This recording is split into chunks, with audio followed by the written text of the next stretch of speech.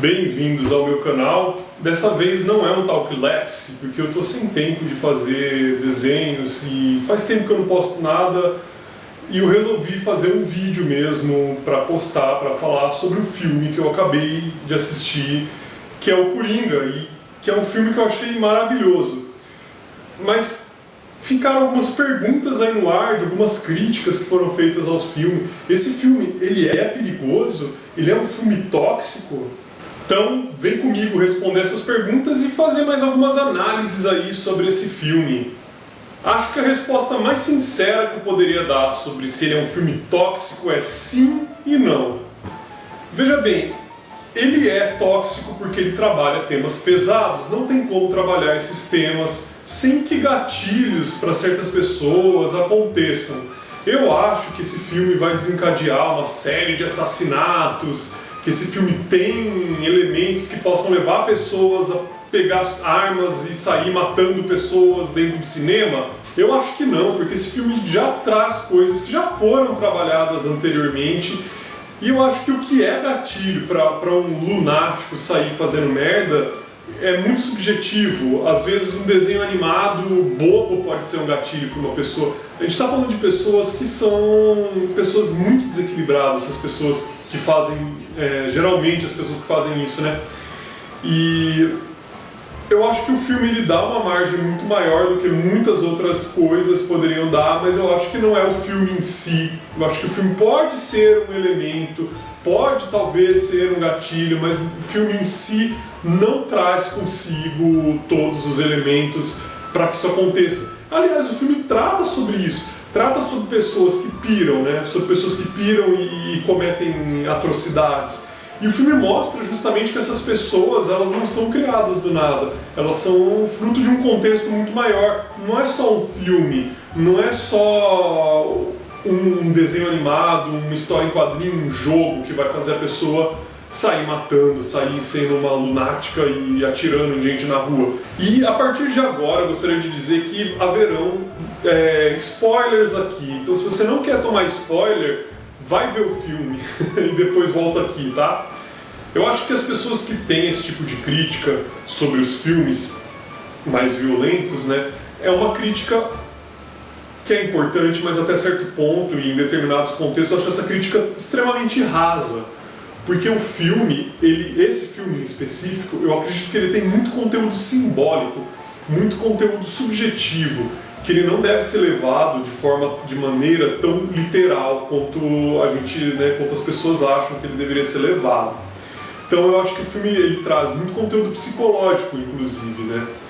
O filme ele se trata, né, ele mostra um cenário que é uma Gotham City, um cenário muito denso, que é uma Gotham City no final da década de 70, começo da década de 80.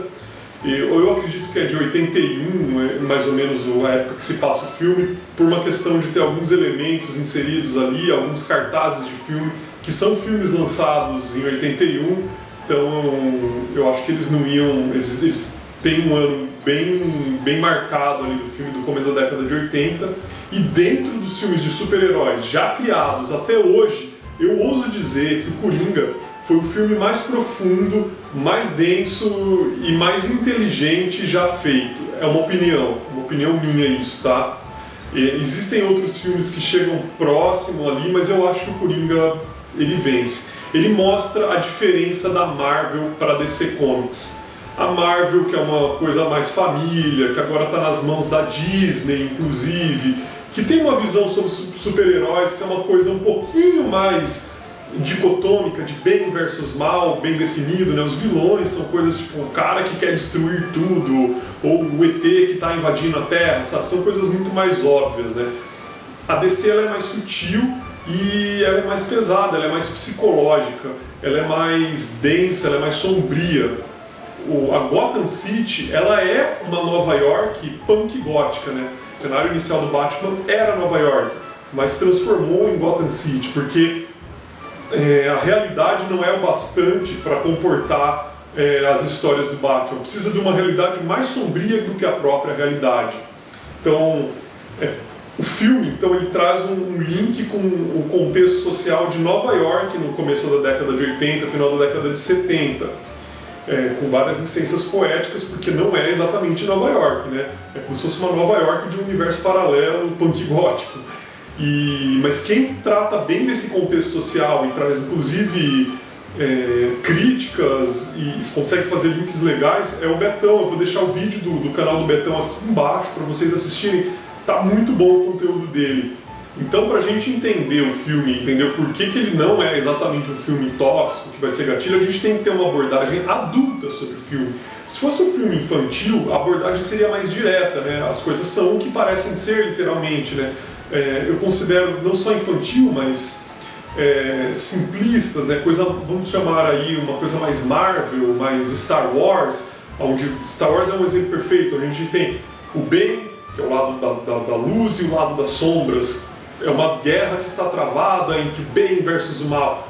E a proposta da DC Comics não é essa. A proposta desse filme vai muito além disso. E eles pegaram um personagem que a maldade em pessoa, né? O Coringa é o maior vilão dos quadrinhos, né? Considerado por muitos o maior vilão dos quadrinhos. Ele está para os quadrinhos como Darth Vader está para os filmes de Star Wars. Ele é um grande vilão. E você tentar trabalhar para o psicológico dele é você quebrar um pouco esse maniqueísmo dele ser só um personagem mau. Que é o que o Alan Moore tenta fazer no Piada Mortal. Ele tenta trazer, como que ele faz isso? Ele tenta trazer um background para o personagem. Porque o background, ele traz humanidade, né? O Coringa é um personagem sem humanidade, por quê? Porque a gente não sabe o passado dele, a gente não sabe nem o nome dele nos quadrinhos, né? O Alan Moore traz o nome, acho que inclusive o mesmo nome, Arthur Fleck, e quando a gente fala de filme adulto, então eu acredito que não seja só mostrar sangue e mostrar violência, né? Porque tem muitas coisas, os quadrinhos dos anos 90 fracassaram muito nesse sentido. Para o quadrinho receber um selo de adulto, ele mostrava uma série de violências, e então ele ganhava o selo de adulto. Mas na verdade não era adulto, ele era bem infantil na verdade, porque era mostrava só uma violência pastelão.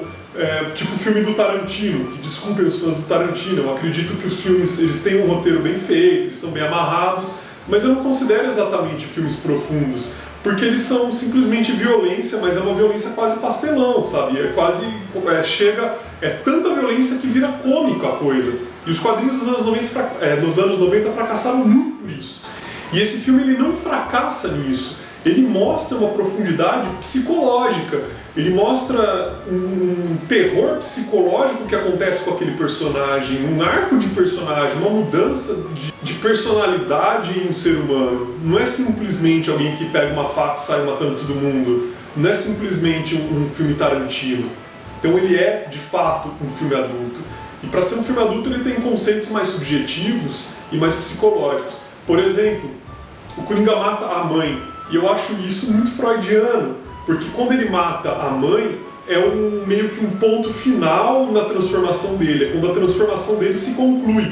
E o Freud dizia que nós temos que matar nossos pais. E aí ele dizia isso de uma forma subjetiva, de uma forma simbólica. Porque simbolicamente, para nós sermos pessoas autônomas, nós temos que superar essa fase de depender dos pais. Né? Que é uma fase que a raça humana ainda não superou, uma vez que depende de líderes políticos, por exemplo, né? Uma vez que vê em grandes líderes políticos seus heróis, seus salvadores, que é o que os filmes da Marvel, os filmes de Star Wars trazem, salvadores, heróis, e esse filme ele vai justamente no sentido oposto a isso. Ele não mostra um salvador, ele mostra um ser humano, ele mostra uma pessoa adquirindo sua autonomia e se aceitando como é, ainda que de uma maneira muito torta, ainda que ele continue sendo um vilão.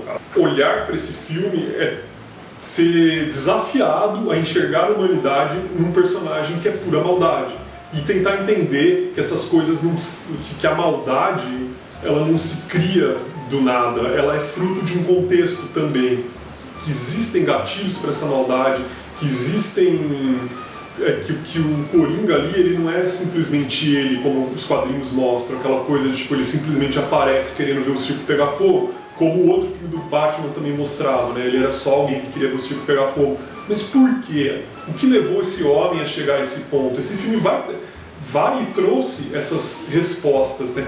E são respostas muito desconfortáveis, porque é desconfortável você olhar para alguém cujas atitudes você não concorda e sentir empatia. Esse é o verdadeiro desafio da empatia, na minha opinião. Porque sentir empatia por alguém que está fazendo coisas com as quais você concorda é fácil. É difícil você sentir empatia por alguém que está fazendo atrocidades ao seu ponto de vista, né?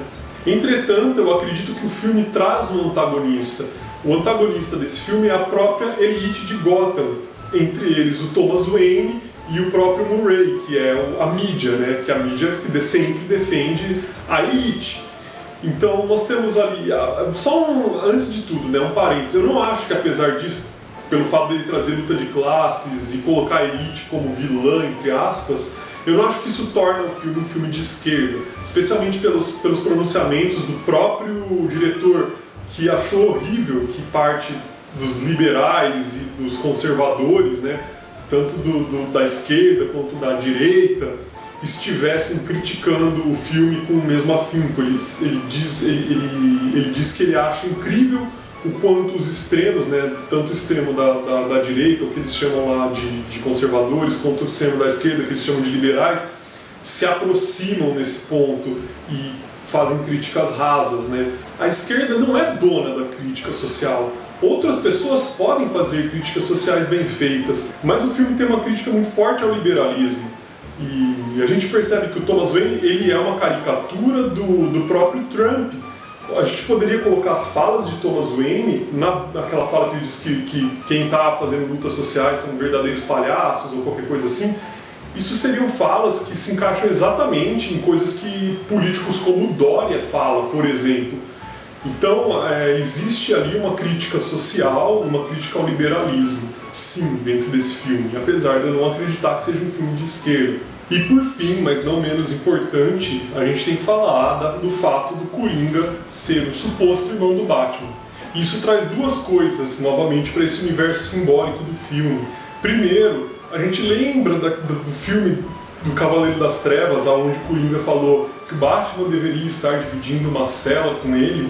Pois é, isso tem ligação com o quadrinho Asilo Arkham, onde mostra, através da arte, inclusive, do magnífico Dave McQueen, que o Batman é tão louco quanto os loucos que ele combate. E que existe uma linha muito tênue ali, e que ele pode atravessar essa linha a qualquer momento e acabar no Asilo Arkham numa cela acolchoada. E mais uma vez mostrando os tons de cinza que o universo DC traz pra gente, né? E nesse filme, além de tudo, né, além dessa comparação, dessa proximidade entre o Batman e o Coringa, né, na loucura deles, nos traumas deles, inclusive, existe o fato deles serem irmãos. Isso é uma interpretação minha. Muita gente pode argumentar que eles não são irmãos, né? O filme deixou isso em aberto. Mas eu acho que eles são irmãos, sim. E a segunda coisa desse universo simbólico é a questão, né, da problematização do gaslight, né? Porque se eles são irmãos, o Thomas Wayne fez uma grande de uma violência psicológica com a mãe do Coringa, né, com a funcionária dele, que ele engravidou e depois disse que ela é louca, fez ela assinar papéis para fingir que ela adotou a criança. Então é isso. Vou ficando por aqui. E concluo dizendo que quem acha que o filme do Coringa não é um filme bom ou é um filme tóxico, não conseguiu entender o filme com todos esses elementos de universo subjetivo e simbólico que eu trouxe aqui nesse vídeo, ou não assistiu o filme simplesmente, ou não quer entender, né? Que isso acontece também, né? A gente sabe que às vezes a pessoa pega implicância com o bagulho e acabou, pra ela o filme não vai ser bom nunca. E tudo bem, né? Porque as pessoas têm os gostos dela, né? Mas eu acho que existe aí uma necessidade de clareza da pessoa falar, olha, eu simplesmente não gostei, né? E a pessoa fica inventando uma série de argumentos para dizer que o filme era ruim. Se eu acho que teve alguma coisa ruim no filme, eu realmente acho, apesar de eu ter falado da origem, né, do Batman, o ponto onde eu acertei, né, que de fato o caos que o Coringa gera indiretamente gera o Batman, né, que eu achei que isso fosse acontecer. Eu falei no primeiro Talklepsy sobre o trailer do filme, antes de assistir o filme, né, antes do filme ser estreado, né, eu falei que ia ser um filme de origem do Batman também. Apesar de eu ter gostado disso, né, que é inclusive um ponto em comum, como eu disse no outro filme, com o filme do Jack Nicholson, onde o Coringa cria o Batman, eu acho que foi meio... sabe, a gente já tá cheio de ver essa cena do colar de pérolas arrebentando, e dos tiros, e do Batman. A gente viu isso na série Gotham, a gente viu isso no filme de 89, a gente viu isso... Enfim, a gente viu isso em todos os filmes do Batman. Essa cena tá saturada, o cinema, o universo pop tá saturado dessa cena do colarzinho de pérolas arrebentando, sabe? Então, pra mim essa cena foi desnecessária, podia ter sido simplificada para poupar o espectador de uma cena que ele já tá cansado de ver. Isso o universo Marvel acertou, o MCU acertou lindamente, né? Não colocando a origem do Homem-Aranha, por exemplo, que é outra coisa que a gente está cansado de ver, aquela aranha, e ele, picou minha mão, o que vai acontecer comigo? Né? Enfim, essa é a minha crítica ao filme. Então é isso, abraços, até a próxima, e espero estar de volta com vocês na próxima vez em um Talklapse, com mais tempo e com desenhos, né? E enquanto eu não puder ter esse tempo, eu pretendo continuar fazendo esses vídeos para não deixar também o canal parado, tá? Então é isso, abraço, até a próxima, fui!